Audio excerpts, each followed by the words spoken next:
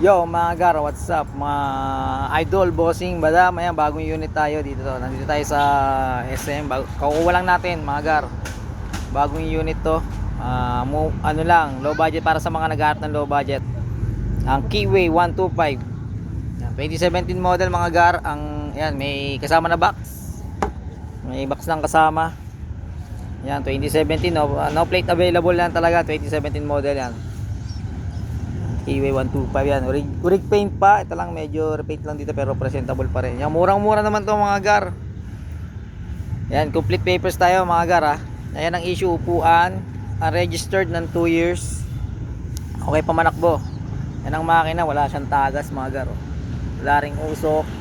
Yan, murang-mura to mga gar. PM na. Sa halagang 13K. Meron ka ng service.